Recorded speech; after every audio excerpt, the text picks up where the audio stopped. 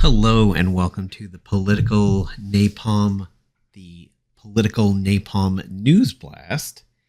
Let's go ahead and get into it as we've got a couple of topics to talk about today on this episode. The big meat of it is what you see on screen, and this is another prime example of how MAGA, Republicans, conservatives are simply not bedfellows with the truth. And they're so easily duped, and they so easily want to become mindless sheep and believe anything that comes down the pipe. Now, you're going to have people on the other side of the fence say that is true of Democrats. Oh, Russia, the Mueller hoax and all this other stuff. Hunter's laptop, which is now proven to be true.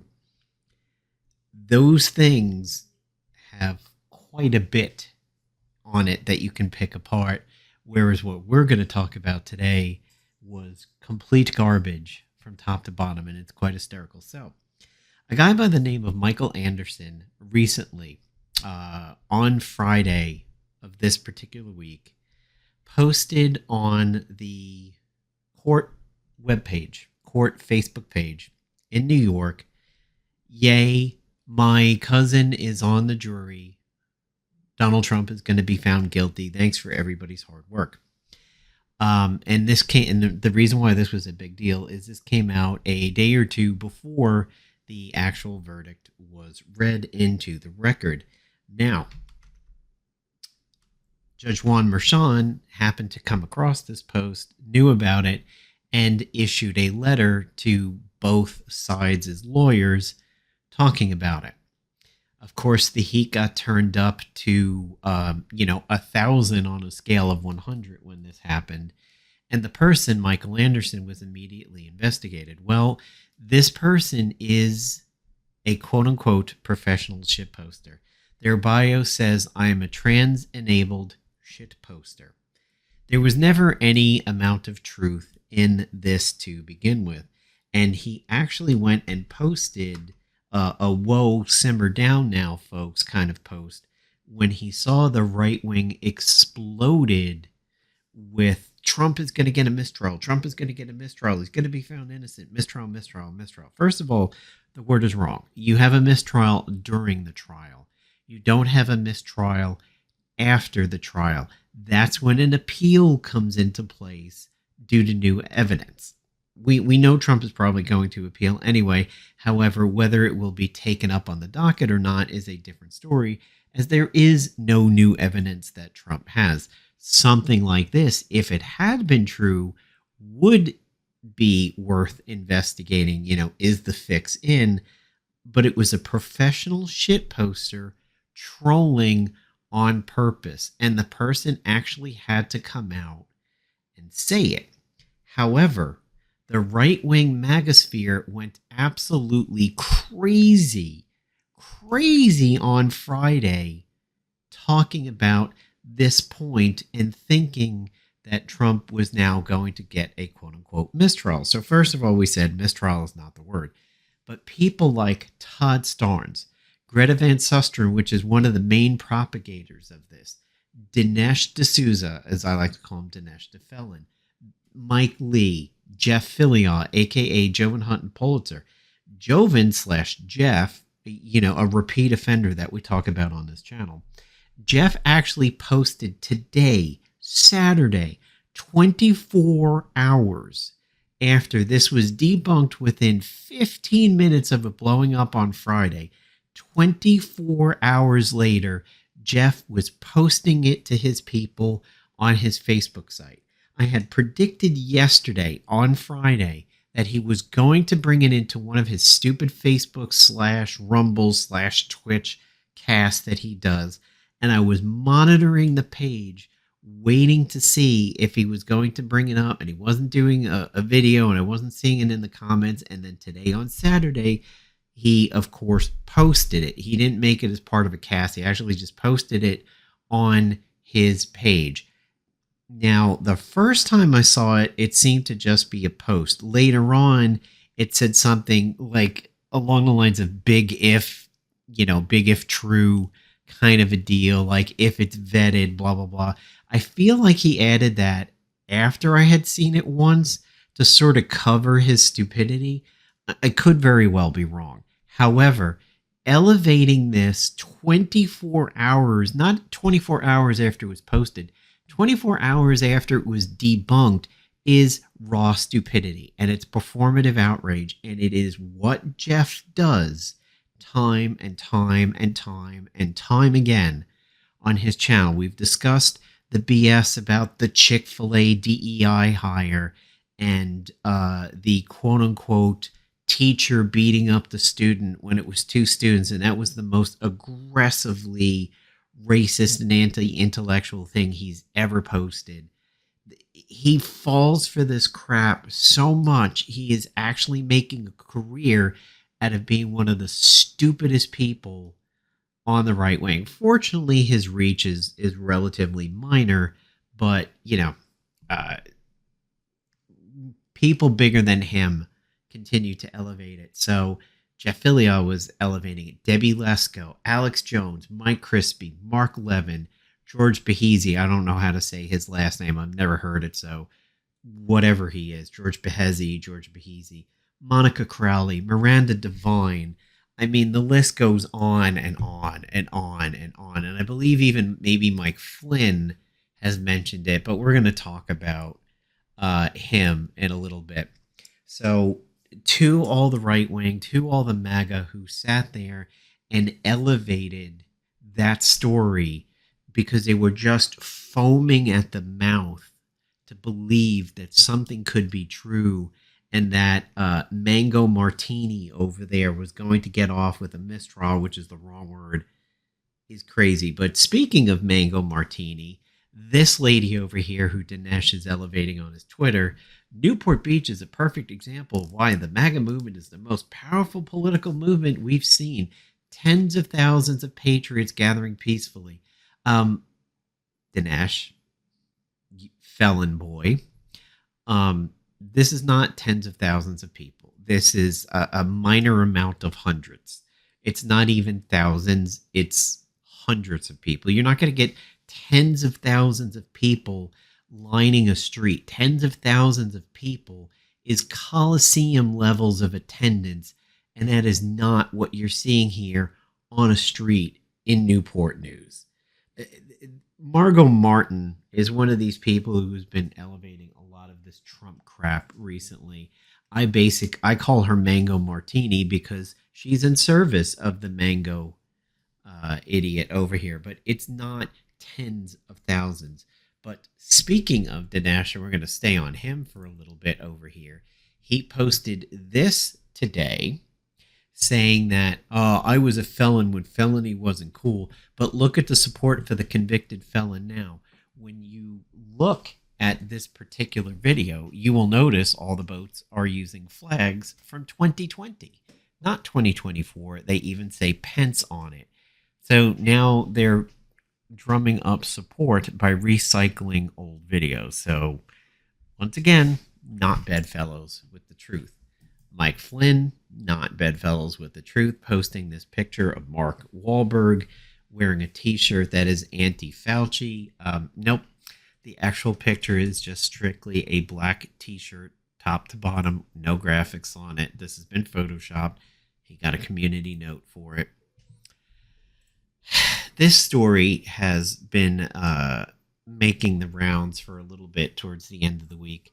So this congressperson, Representative Rose, was on the floor reading something with what looked to be his grandchild in the background. Because of the age difference between Rose and the child, it was believed to be a grandchild. No, that was not a grandchild. It was his son that he fathered with a wife well over 20 years his junior. Something like 20, it's somewhere between 23 and 25 years difference between these two. If you are unfamiliar with Representative Rose, he was the one who met his wife in a Future Farmers of America Association event in Tennessee, potentially as early as her being 14. Right around the time she was going to college, he invented a scholarship, named it after her, put her through college on the scholarship, and then married her afterwards. And Republicans like to believe that people on the left are the ones who are groomers because of their trans panic and everything that they do, when you are actually looking at the face of a girl who was groomed by said groomer. And yeah, that's his son that's in the picture, not a grandson, despite the radical age difference over there. So projection and hypocrisy abound. Mind you, you should actually look into Tennessee politics. We've covered it a few times on the channel. Congress, there's a person there who is a lawmaker in Tennessee with the last name of Byrd, who is credibly accused and has admitted to sexually assaulting members of a girls' softball team that he used to coach, and he still is in power. He has not been stripped of his power, despite the fact that he has apologized for doing it, and there is a taped phone call where he has apologized for doing it. Tennessee almost legalized child marriages when they were trying to, quote-unquote, own the libs by banning gay and trans marriages and everything. Imagine a state where it's legal to marry at 14. Well, Tennessee, ladies and gentlemen. Again, moving on. Now, this one isn't really about truth, but this one is a disgusting assault on women's rights by other women. In Pennsylvania, Republican Stephanie Borowitz was saying that if feminine products are provided in the bathrooms of schools, it will lead to communism, because when the governor does everything for you, they can take away everything for you. Can you... I just want you to think for 1 second what it must be like to be a young girl of 4th, 5th, 6th grade, and to suddenly have their body do something to them that perhaps they're not familiar with, and then to go to the bathroom and have these products not be available for free or in some form of a dispenser machine. This is absolutely incredible to watch women turn on other women in service of political parties. Forget about the fact that birth control is now being attacked and is under wraps. Forget about the fact that birth control is not 100% about sex whatsoever. There are women who simply cannot function without the use of birth control. And the fact that there is now non-prescription birth control being available, yet you could go to a CVS or a Walgreens in a conservative area, and a pharmacist could decide to withhold it just, for reasons, political reasons, religious reasons, which is absolutely ridiculous. If you've ever watched a woman who is on birth control and get off cycle and what they go through for whatever particular reason the cycle is interrupted, whether they had to take prescriptions that interfered with the pill, or going on vacation and accidentally leaving it behind, or there is a shortage, which often happens, and the pharmacist simply just doesn't even have it, and you have to go through a full cycle of not being on it. It's not fair to put women through this when men deal with none of it. And I like to tell people that if men had to deal with this, there would be a tampon tree in the front yard where you can simply pick a tampon off the tree and use it. But when you have women on women crime like this, like they're losing their rights daily here in the States. And when you see somebody like this say, this is going to be communism if we help protect women by putting feminine products in bathrooms of schools and everything. This is just ridiculous. At least we are seeing some pushback now on people who do elevate lies and do create fake scenarios. Epoch Times, and I'm sure we all know some rightoids who believe that Epoch Times is the absolute cream of the crop when it comes to information for conservatives. Epoch Times, who's been running a lot of ads over on Twitter. I will never call it X. It's always Twitter to me. Epoch Times, that's been running a lot of conservative ads on Twitter lately, they are now being charged with essentially being a massive money laundering scheme. Um, there is as you can see here, this is a justice.gov filing for it. So Epoch Times is basically a conservative money laundering scheme. So yeah, Epoch Times readers, you now have to deal with that your fake news is now from a fake news organization. Speaking of fake news and Dinesh, the felon that we talked about earlier in this episode, it has now come out that the Salem Media Group, which has been distributing the 2000 Mules book and also the 2000 Mules film, has had to apologize for it, say that it was all garbage, and retract all publications of the film and book. If you are not aware of the fact that it was a book because the movie got so much hype, you may not know the book was already retracted once because Dinesh was getting sued because the book portrayed somebody as guilty of being a mule when they were found innocent in a Georgia court of law, because you are allowed to drop ballots off for family in Georgia. Dinesh and True the Vote never did the amount of legwork that was needed to actually prove this, so they slandered him. Not only was he proved innocent, he then turned around and sued Dinesh for the slander. So you have Catherine and Greg going into court on behalf of TTV and saying, no, we don't actually have any proof. So the Georgia court threw them out on their rear ends. You have Dinesh having to retract the first printing of the book and make massive edits to it so that he wouldn't get sued, and he's still getting sued. And now the distributor has taken 2000 Mules literally off the shelf in book form and video form and had to say, we're sorry because everything in this is bunk. So if you are a 2000 Mules fan, I'm sorry, the cognitive dissonance is really going to hurt. However, you should know things about that movie that have been proven true for a long time now, and that is when they displayed the map on screen of Gwinnett County. It was actually Moscow, Russia. It's very easy to prove. You can do it yourself. Any scene where the camera moved or followed a person, that was all fake. That was all Hollywood recording right over there. The person you would see on the screen is an actor by the name of Jacob Hyman. And they never had the geo-tracking data that they claimed. They did not help solve a murder in Georgia. They did not help bring a actual partial mule in Yuma to justice. She was already being investigated ahead of time. They did not use the ACLED data in that movie that they said they were. ACLED came out and said, we do not track this form of data. Therefore, there is no way 2000 Mules could have actually used it for anything.